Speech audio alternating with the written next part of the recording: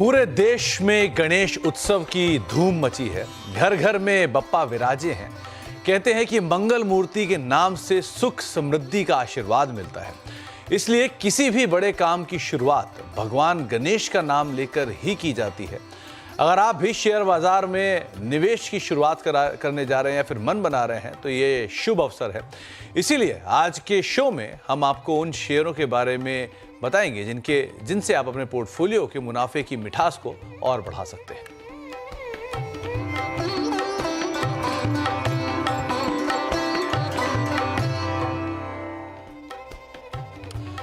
तो पूरे देश में गणपति उत्सव की धूम मची हुई है और अलग अलग क्षेत्रों से, अलग अलग जगहों से, खास तौर से मुंबई महाराष्ट्र में, जहां पर काफ़ी ज़्यादा आप गणेश चतुर्थी के विजुअल्स दिखेंगे, अलग अलग पंडालों के विजुअल दिखेंगे। छोटे बड़े ढेरों पंडाल हैं। इनफैक्ट हर घर में आज की डेट में ऑलमोस्ट गणपति विराजते हैं। तो एक बढ़िया धूम है इस फेस्टिवल की। तो सोचा इसी के साथ ही एक निवेश की भी शुरुआत की जाए, श्री गणेश किया जाए और उन कंपनियों को शामिल किया जाए जहां से आप अपने निवेश का हिस्सा बना सकते हैं, अपने पोर्टफोलियो का हिस्सा बना सकते हैं और साथ ही साथ आप एक अच्छा लॉन्ग टर्म प्लानिंग के लिए उनको भी अपने पोर्टफोलियो में शामिल कर सकते हैं। अलग अलग तस्वीरें आप देख ही रहे हैं। इनफैक्ट आप पूरे दिन ही देखते रहते होंगे अलग अलग न्यूज़ चैनलों पे, ख़ास तौर से मुंबई महाराष्ट्र या फिर देश के बाकी हिस्सों की भी। 3 जानकार हमारे साथ आज मौजूद हैं जिनसे हम बातचीत करेंगे आपके पोर्टफोलियोज़ को लेकर भी और साथ ही साथ हम बातचीत करेंगे खास तौर से कुछ अच्छे शेयरों को लेकर भी। राजेश सर हमारे साथ मौजूद हैं, साथ ही साथ नरेंद्र सोलंकी सर मौजूद हैं, अमरीश सर ही मौजूद हैं जिनसे हम बातचीत करेंगे मार्केट्स पर भी, इंडिविजुअल स्टॉक्स के ऊपर भी। लेकिन पहले ऑब्वियसली नरेंद्र सर और अमरीश सर सालों से मुंबई में है, फाइनेंशियल सिटी में है और यहाँ पे गणपति की काफ़ी धूम भी होती है, तो ज़रा पहले उनके एक्सपीरियंसेस शेयर किए जाएँ। अमरीश सर नमस्कार, नरेंद्र सर नमस्कार और राजेश सर आपका भी बहुत बहुत शुक्रिया, बहुत बहुत स्वागत है। पहले तो अमरीश सर, अब तक आप गए किसी पंडाल में? क्योंकि यहाँ तो मतलब ये शुरू होता है, राजेश सर का टाइम आगे आएगा जब वो सारे पंडाल हॉपिंग करेंगे गोइंग फॉरवर्ड, उन पर हम आगे बातचीत करेंगे। लेकिन आप अभी तक कोई पंडाल घूम कर आए, कहाँ का कैसा रहा अब तक का गणेश उत्सव आपका? नहीं, इस बार मैं पंडाल में काफी गया नहीं हूँ। इनफैक्ट मैं अपने दोस्तों के यहाँ काफी जाके आया हूँ क्योंकि उनके घर पे गणपति होती है, तो it's always good to go and meet them. तो इनफैक्ट इस बार मैंने ज्यादा सोशल विजिट्स किए हैं गणपति फेस्टिवल में instead of pandal hopping. Okay, Narendra sir आप रखते हो घर पे गणपति या फिर आपकी बिल्डिंग में कहीं? जी सुमित जी, सबसे पहले तो आपको और आपके दर्शकों को काफी सारी शुभकामनाएं, बधाई है गणपति फेस्टिवल्स की। और डेफिनेटली घर पे तो नहीं रखते, लेकिन हमारे जो फ्रेंड सर्किल है और हमारी जो सोसाइटी है जहाँ पे मैं रहता हूँ, वहाँ बहुत ही धूमधाम से मनाया जाता है। और ऑलमोस्ट हर सोसाइटी में आप एक सोसाइटी का पंडाल डेफिनेटली लगता है। प्लस वहाँ पे भी काफी सारे रेजिडेंट्स ऐसे हैं जो खुद भी रखते हैं, तो काफी धूम धड़ाका चलते रहता है 8-10 दिन। और हमारा जो एरिया है, जो कांदिवली में मैं रहता हूँ, वहाँ पे लोकल्स में भी काफी एक्टिविटी रहती है। तो हमारे एरिया में भी काफी बड़े-बड़े पंडाल्स लगते हैं, तो वहाँ तक तो मैं डेफिनेटली विजिट करी है। और ये वीकेंड आ रहा है तो यहाँ पे जो छूट गए वहाँ पे भी डेफिनेटली जाने का फिलहाल तो सोच रखा है। देखते हैं मौका मिल पाता है या नहीं। तो डेफिनेटली बहुत ही शानदार तरीके से मनाया जाता है और बहुत मजा भी आता है डेफिनेटली। ये बात तो है। इनफैक्ट वो मतलब जिस तरह का फ्लो रहता है, और वीकेंड में तो क्या ही फ्लो आने वाला है, क्योंकि विसर्जन से हम कुछ ही दिन दूर रह जाएंगे तो बहुत ज़्यादा भीड़ भी आने वाली है, तो वो तो अलग बातचीत रहेगी। राजेश सर, थोड़े दिन बाद दुर्गा पूजा के पंडाल तो आप घूमोगे ही, गणपति का किस तरह का धूम है पश्चिम बंगाल में, वहाँ पर कलकत्ता में, और कैसा मूड माहौल? आप भी जाते हो क्या? देखिए, मूड माहौल तो पहले से बहुत बढ़ गया है। पहले गणपति की जो पंडाल वगैरह बनते थे, प्रतिमा स्थापित होती थी, वो उतनी नहीं थी। बट इन दिनों हमने लास्ट 3-4 साल 5 साल में देखा है कि कलकत्ता में भी कई जगह मूर्तियां आने लगी हैं।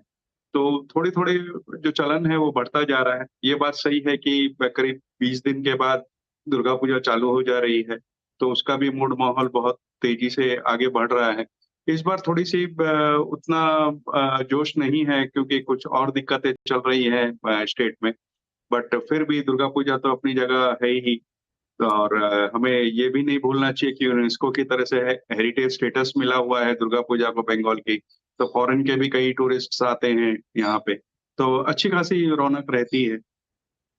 हाँ, लेकिन ये बात सही है कि महाराष्ट्र में जिस तरह की धूमधाम रहती है गणपति की, उस तरह की धूमधाम एटलीस्ट बाकी पैन इंडिया में नहीं। लेकिन फिर भी ये फेस्टिवल बहुत ही यहाँ से ऑनसेट है सारे फेस्टिवल्स का, तो इसलिए भी ये बहुत इंपॉर्टेंट रहता है। ओके, अब शुरुआत करते हैं कुछ स्टॉक से रिलेटेड बातचीत की भी, और किस तरह के सिचुएशंस अभी माहौल मार्केट में दिख रहा है, कहाँ पे बेट करना चाहिए। अमरीश सर, सबसे पहले श्री गणेश आप ही करिए कि कौन सा अगर शेयर पिक करना हो आज के मूड माहौल में, आज के हाल में ऑल टाइम हाई पे हम ऑलरेडी खड़े हैं, सो यहाँ से कुछ नाम पिक करना हो तो पहला नाम। इनफैक्ट एक कॉन्ट्रा पिक है बंधन bank, among the fastest growing banks है इस सेगमेंट में। करीब 1.8 लाख करोड़ का इनका डिपॉजिट्स है और at present 35 out of 36 states और यूनियन टेरिटरीज में प्रेजेंट है। 501 ब्रांचेस है इनके और 2000 प्लस बैंकिंग यूनिट्स है।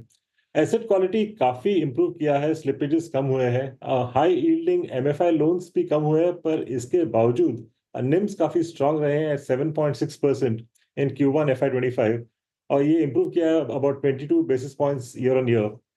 Yields on advances भी improve किए हैं by 60 basis points to about 13.9, despite the fact कि cost of funds भी बढ़े हैं to 6.9%. मैनेजमेंट ने गाइड किया है कि निम्स करीब 7 to 7.5% रहेंगे in the next 1.5-2 years, और जो लोन बुक है इसका ग्रोथ गाइडेंस दिया है 18% to 20%, which is extremely good. Focus है ऑन सिक्योर्ड एसेट्स जैसे housing, commercial loans, retail loans और व्हीकल फाइनेंस। तो यहाँ मेरा टारगेट प्राइस बनता है 280, which is based on 1.5 times adjusted book value for FY26. Sir, ऐसा आपने भी क्या नोटिस किया है कि बैंकिंग में डिस्पाइट नंबर थोड़े वीक थे, वो डिपॉजिट ग्रोथ की वजह से थोड़ा कंसर्न मान रहे हैं, लेकिन वैल्यू वाइज ये पूरा सेक्टर बहुत बेटर दिख रहा है, जहां सारा बाजार बहुत चल चुका है, बैंक्स एंड प्राइवेट बैंक्स में स्पेशली अच्छी वैल्यू है। कंपेयर टू बाकी सेक्टर्स यहाँ पे थोड़ा वैल्यू दिख रहा है, स्पेशली प्राइवेट सेक्टर बैंक्स में जिन्होंने ज्यादा पार्टिसिपेट नहीं किया है in fact in the last 1.5 years, और उसमें if you check look at Bandhan bank in fact है I mean close to its lows. तो मुझे लगता नहीं है कि यहाँ से ज्यादा डाउनसाइड है और यहाँ से काफी अच्छा अपसाइड हो सकता है, इसलिए मैंने बंधन बैंक चूज किया। पर I mean other than this जो मुझे दूसरे प्राइवेट सेक्टर बैंक्स पसंद है उसमें HDFC बैंक पसंद है, which again has been under performer last 1 साल में। वहां पे भी मेरा जो प्राइस टारगेट बनता है 1850 का। ओके, तो बंधन बैंक पहले तो 280 रुपए के टारगेट्स के लिए आप इसके ऊपर बेट कर सकते हैं, और अमरीश सर कह रहे हैं कि अगर प्राइवेट बैंक्स में जाना है तो बंधन बैंक के अलावा उन्हें HDFC बैंक भी पसंद आ रहा है। नरेंद्र सर, आप किसके साथ श्री गणेश करेंगे अपना? जी, जैसा कि हमने फेस्टिवल्स की बात करी और यहाँ से अब दिसंबर तक लगभग कुछ ना कुछ फेस्टिवल्स आते ही रहेंगे, तो सबसे पहला जो पिक है मेरा वो कंज्यूमर स्पेस से है। कंपनी का नाम है वरुण बेवरेजेस लिमिटेड, और जैसा कि हमें पता है कि कंपनी पेप्सिको का सबसे लार्जेस्ट ग्लोबल फ्रेंचाइजी है, और इनका जो पार्टनरशिप है वो ऑलमोस्ट 25 साल से ज्यादा से चल रहा है। और कंपनी इंडिया में ही नहीं, ग्लोबली भी काफी सारी कंट्रीज जैसे कि नेपाल, श्रीलंका, जिम्बाब्वे, मोरक्को जैसी जगह पे ऑपरेट करती है। और अब वहाँ पे धीरे धीरे कंपनी सिर्फ बेवरेजेस ही नहीं, स्नैक आइटम्स में भी एंटर कर चुकी है, और स्लोली और ग्रेजुअली कंपनी एक फुल स्केल F&B डिस्ट्रीब्यूटर और बन जाएगी। तो डेफिनेटली जो रनवे है, ग्रोथ रनवे काफी बेहतरीन है कंपनी के लिए। और कंपनी के अगर आप टोटल जो मार्केट एड्रेसेबल साइज देखें वो भी $12.9 बिलियन के आसपास है, तो डेफिनेटली काफी प्रॉमिसिंग एस्पेक्ट्स है ग्रोथ के कंपनी के, और आगे जाके कंपनी बहुत वॉल्यूम ग्रोथ भी काफी अच्छा रहने वाला है। इसमें जो हमारा टारगेट प्राइस होगा वो 760 रुपीज का है। तो 760 रुपए के टारगेट्स के लिए वरुण बेवरेजेस को आप बेट कर सकते हैं। एक अच्छे एवेन्यूज़ यहाँ पे खुलते हुए दिखाई पड़ सकते हैं, और ये बात सही है कि ऑनसेट है फेस्टिव सीजन का, तो एक strong demand specially consumer discretionary space के अंदर आती है। इसीलिए जो पहला नाम नरेंद्र सर ने चुना है वो है वरुण बेवरेजेस का। राजेश सर, आपकी तरफ से जो पहला नाम आप शुरू करना चाहोगे वो कौन सा होगा? सुमित जी, पहले स्टॉक पे आऊं उससे पहले आपको, आपकी पूरी टीम को और पूरे देश को गणेश चतुर्थी जो अभी चल रही है, गणेश चतुर्थी तो खैर चली गई, गणेश फेस्टिवल जो चल रहा है उसकी शुभकामनाएं देना चाहूंगा। विघ्नहर्ता नाम कहा जाता है, आपका विघ्न हरे, और मेरी ये दुआ है कि आपका मुनाफा गणेश जी की सूंड की तरह लंबा हो, आपका पोर्टफोलियो उनकी पेट की तरह मोटा हो, और स्टॉक सिलेक्शन आपका उनके लड्डू की तरह मीठा हो। तो इन शुभकामनाओं के साथ पहला स्टॉक जो मैं देना चाहूंगा वो बजाज फाइनेंस का रहेगा। अगर आप देखो तो एक कंज्यूमर फाइनेंस में एक अग्रणी कंपनी है। पहली तिमाही में AUM देखेंगे तो 31% के आसपास बढ़ा था, डिपॉजिट 26% बढ़ी थी। लिक्विडिटी पोजीशन कंपनी की बहुत अच्छी है, 16,200 करोड़ की लिक्विडिटी थी उनके जून तिमाही के अंत में। और मैनेजमेंट ने अपनी कमेंट्री में ये कहा है कि FY25 में वो जो AUM की ग्रोथ है वो 26 से 28% के आसपास मेंटेन करेंगे, जो कि बैंक की ग्रोथ, क्रेडिट ग्रोथ है उससे कम से कम दोगुना होती है। और उनके कई एक्सपेंशन प्लान्स भी हैं, नए लॉन्चेस, नए प्रोडक्ट्स को लेकर के भी हैं। इन सब चीजों के मद्देनजर हमें ये स्टॉक यहाँ से अच्छा लगता है। और ये नहीं भूलना चाहिए कि जिस तरीके के उनके सब्सिडियरी बजाज होम फाइनेंस में सब्सक्रिप्शन नंबर्स आए हैं और लिस्टिंग की उम्मीद है, वहां से भी थोड़े से वैल्यूएशन बेटर होंगे। 8,500 का टारगेट अगली गणेश चतुर्थी तक हमें दिखाई देता है, तो यहाँ पे निवेश की सलाह रहेगी। अजय सर, आपने बहुत सारे वो कॉम्प्लीमेंट्स दिए, उसमें आपने चूहे का जिक्र नहीं किया। मूषक बहुत इंपॉर्टेंट रोल प्ले करता है, वो पोर्टफोलियो में किस हिस्से में आएगा, वो भी जरा आप कहीं अगर जोड़ पाओ तो। सर वो तो क्या है, वो बहुत इंपॉर्टेंट रोल प्ले करता है, तो वो आपको मिड कैप और स्मॉल कैप में ही मिलेगा, क्योंकि जिस तरीके की मल्टीप्लायर रिटर्न आपको वहां मिल सकते हैं, जैसे मैंने बजाज फाइनेंस में जो टारगेट दिए वो 10-1% के दिए हैं, लेकिन मिड कैप स्मॉल कैप में तो आपके टारगेट्स कहीं भी हो सकते हैं और वो आपको मूषक ही हेल्प कर सकता है। लेकिन बजाज फाइनेंस में एक बहुत अच्छी चीज़ भी है कि इनफैक्ट अगर आप पिछले 20 साल के आंकड़े उठा के देखेंगे तो निफ्टी का सबसे ज़्यादा रिटर्न देने वाला कोई स्टॉक है तो वो है बजाज फाइनेंस। मतलब इस एक साल नहीं, 35% की CAGR से ग्रो करने वाला स्टॉक है और 8,500 रुपये के फर्दर टारगेट्स के लिए यहाँ पर आपको खरीदारी करके चलने की राय दी जा रही है। राजेश सर, वो बजाज फाइनेंस से आता है, बजाज हाउसिंग फाइनेंस का कुछ हुआ क्या, कुछ मिला मिलाया कुछ हुआ? देखिए, मेरी जान पहचान में कुछ लोगों से आज सुबह ही बात हो रही थी, तो कुछ लोगों के आए हैं, अलॉटमेंट कुछ के लोगों बाद? के नहीं आए हैं, तो ये मिक्स रिव्यूज आ रहे हैं सब जगह से। तो लेट्स सी पूछ लिस्टिंग रहा कैसे होती है उस पर बहुत कुछ डिपेंड करेगा। नहीं, मैं पूछ रहा हूँ अलॉटमेंट के बाद वो आपसे बात कर रहे हैं, बात करना ही बंद कर दिया कि अब हमें मिल गया, बात मत करो, हो गया? नहीं नहीं, अब तो चिंता ये हो गई है कि लिस्टिंग पे रखना है या बेच देना है, इसलिए फोन ज्यादा आ रहे हैं। हाँ, लेकिन बजाज फाइनेंस सुबह से आज हर तरीके, कुछ लोग मैसेज कर रहे हैं, कुछ लोग वो मीम भेज रहे हैं कि हमें मिला तो ठीक, नहीं मिला तो ज़्यादा दुख होता है वाला सिचुएशन है। लेकिन हाँ, बजाज फाइनेंस पे आप ज़रूर ध्यान रखिएगा, राय सर की तरफ से पहला नाम है। तो 3 नाम हमें मिल चुके हैं, बंधन bank, Varun beverages, Bajaj finance, जिस पर हमने बातचीत कर ली। एक ब्रेक का वक्त हो गया, ब्रेक के बाद लौटेंगे और कुछ और नाम, उन पर भी चर्चा करेंगे, कुछ और बातचीत होगी हमारे तीनों जानकारों से, उनसे बातचीत करते हैं छोटे से ब्रेक के उस पर। आज पेशकश मुनाफे का मोदक, क्योंकि गणपति उत्सव चल रहा है और पूरे देश में ये मन रहा है। अलग अलग दिन के जो विसर्जन है वो आप देख भी रहे होंगे, 5 दिन का विसर्जन, 7 दिन का विसर्जन, 11 दिन का विसर्जन, तो वो भी चल रहा है। और साथ साथ तस्वीरें भी आप देख ही रहे हैं स्क्रीन पर, अलग अलग क्षेत्रों की, इसमें पुणे के दगड़ू शेठ की या लाल बाग चा राजा, इन सब की जो तस्वीरें हैं वो आपको दिखाई पड़ रही हैं। 3 जानकार हमारे साथ मौजूद हैं जिनसे हम आपके पोर्टफोलियो से रिलेटेड स्टॉक्स पर भी चर्चा कर रहे हैं। आज हमारे साथ अमरीश सर हैं, नरेंद्र सर हैं और राजेश सर कलकत्ता से मौजूद हैं, जिनसे हम बातचीत कर रहे हैं उनके स्टॉक पिक्स को लेकर। नरेंद्र सर, अब दूसरा स्टॉक आपकी तरफ से। जी, हमारा दूसरा स्टॉक है पॉलीकैब इंडिया, जो कि cables and wires company, manufacturing company है, लेकिन अब ग्रेजुअली FMEG की तरफ जा रही है, fast moving electrical goods company, जिसमें कि 5% इनका शेयर होम अप्लायंसेस में भी है और जिसको कंपनी आगे ग्रेजुअली बढ़ाना चाहती है। और अगर ओवरऑल बिजनेस की बात करें तो कल आपने देखा होगा इंडस्ट्रियल प्रोडक्शन का डेटा रिलीज हुआ, वो भी काफी अच्छा हुआ और ओवरऑल जो कंपनी का बिजनेस है इसमें काफी अच्छा ग्रोथ हमको होता हुआ दिखाई दे रहा है, क्योंकि जो पब्लिक स्पेंडिंग है और ग्रेजुअल जो इंक्रीज है प्राइवेट केपेक्स में, वो भी काफी सहायता करेगा कंपनी के प्रोडक्ट्स की डिमांड के लिए। प्लस रियल एस्टेट सेगमेंट है वो भी काफी अच्छी ग्रोथ दिखा रहा है हमको फिलहाल। और जो नए सेगमेंट जुड़े हैं अपनी इकोनॉमी में, जैसे कि ईवीज हो गए, डेटा सेंटर्स हो गए, यहाँ से भी काफी भारी डिमांड आने वाली है कंपनी के प्रोडक्ट्स की। और जो पावर ट्रांसमिशन T&D की बात करिए या फिर ओवरऑल जो पावर सेक्टर के अंदर जो केपेक्स है वो भी काफी प्रॉमिसिंग रहने वाला है नेक्स्ट 5 to 10 ईयर्स। तो ये सारे के सारे जो मैक्रो चीजें हैं ये पॉजिटिव है कंपनी के लिए। और कंपनी का जो प्लान है वो ऑलमोस्ट 1000 से 1100 करोड़ का केपेक्स नेक्स्ट 2-3 ईयर्स में एवरी ईयर करने का है, और जो कैपेसिटी यूटिलाइजेशन है उसको भी इम्प्रूव करना, एंड जो मार्जिन एक्रीशन है, जो हायर मार्जिन प्रोडक्ट की तरफ शिफ्ट होना, तो ये जो तीनों चारों चीजें कंपनी के लिए काफी पॉजिटिव है, तो इसमें आप लॉन्ग टर्म के लिए डेफिनेटली बने रह सकते हैं। और हमारा जो टारगेट फिलहाल इसमें है 7,750 का। 7,750 के टारगेट्स के लिए पॉलीकैब को आप अभी भी होल्ड कर सकते हैं। अगर आपके पास है तो आप खरीदारी कर सकते हैं, अगर आप नया निवेश शुरू कर रहे हैं तो। नरेंद्र सर, दोनों की दोनों थीम आपने फेस्टिव पे रखी है, क्योंकि पॉलीकैब की भी डिमांड गोइंग फॉरवर्ड फेस्टिवल पे काफ़ी ज़्यादा बढ़ती हुई दिखती है आमतौर पे। सो फेस्टिवल चीयर शुरू हो गया है क्या? मतलब लग रहा है कि यहाँ से सेकेंड हाफ में वही डिमांड पिकअप करेगा? जी हाँ, डेफिनेटली। और लास्ट ईयर थोड़ा सा रूरल डिमांड में कमी थी, तो इस साल हम एक्सपेक्ट कर रहे हैं कि रूरल डिमांड भी काफी स्ट्रांगली निकल के आएगा। तो डेफिनेटली फेस्टिव से रिलेटेड सेक्टर्स में थोड़ा सा रुझान पॉजिटिव ज्यादा रहेगा। मॉनसून भी है ना, तो उसका भी एक एडिशनल एडवांटेज मिलेगा, खासतौर से रूरल स्पेस को लेकर। लेकिन हाँ, पॉलीकैब के ऊपर आप बेट कर सकते हैं। अमरीश सर, आपकी तरफ से दूसरा नाम? दूसरा नाम है Gland Pharma. One of the largest और fastest growing injectable manufacturing company है। ग्लोबल फुटप्रिंट है अक्रॉस 60 कंट्रीज, और काफी बड़ा रेंज है इनका across sterile injectables, oncology injectables और ऑप्थेल्मिक।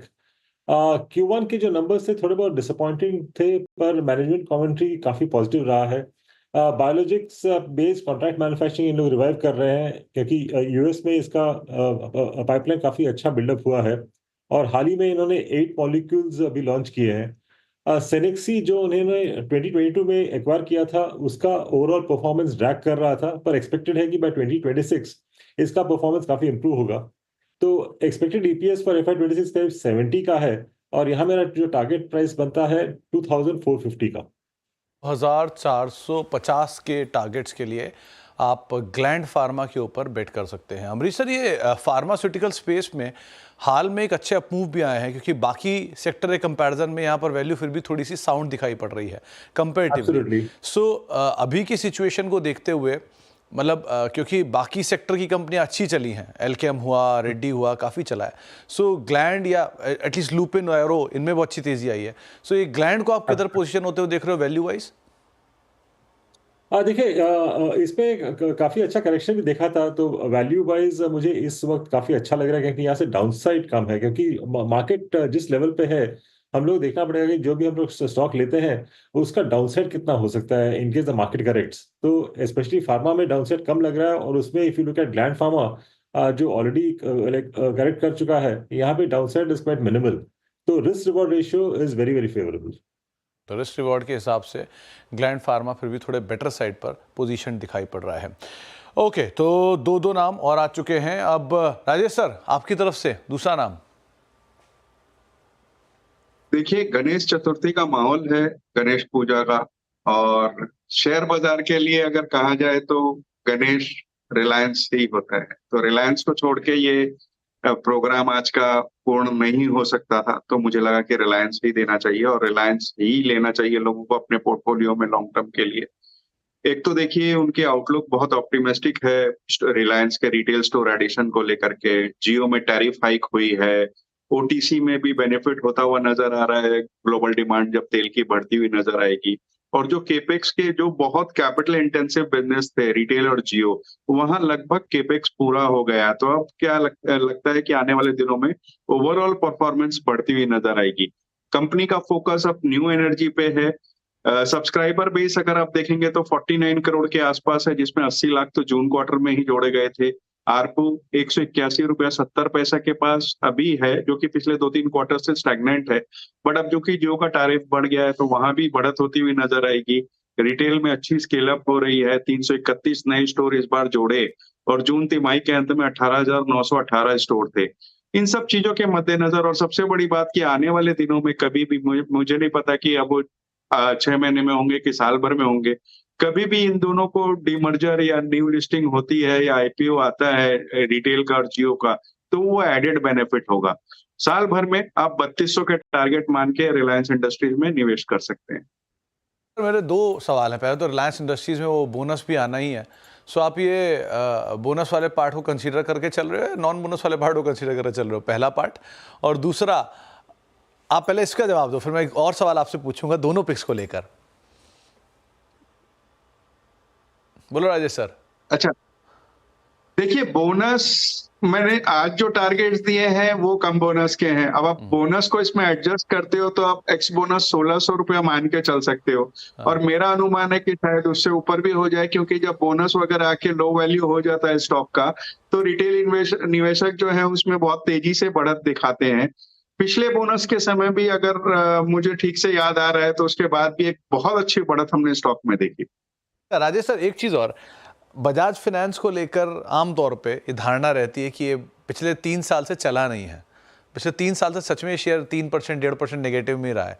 और रिलायंस इंडस्ट्रीज़ का क्या है कि वो कंसिस्टेंटली स्लो चलता रहता है।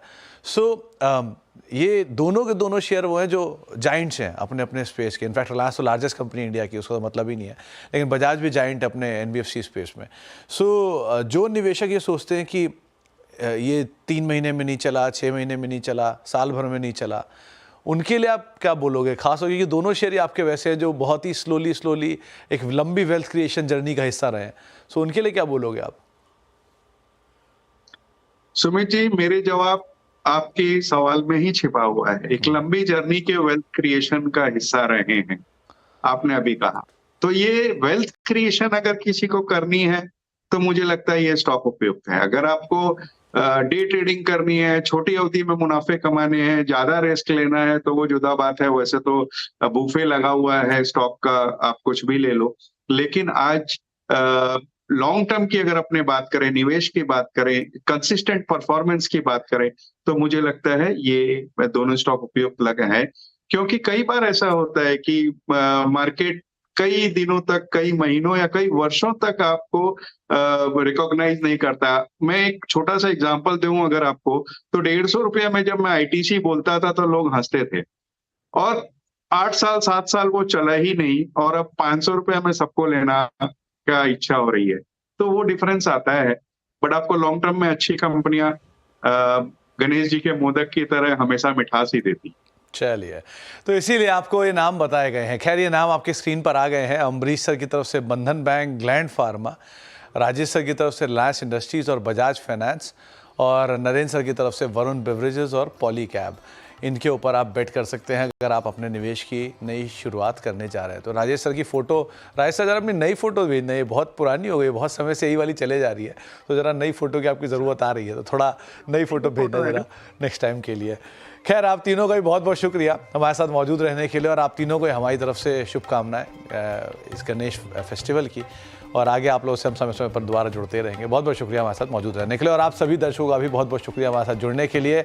आप सभी को मुंबई में आप अगर हैं तो ज़रूर इन्जॉय करें, और बढ़िया वीकेंड पे अच्छे से सारे पंडाल्स भी देखें, और आप सभी को हमारी टीम की तरफ से गणपति बप्पा मोरया। नमस्कार।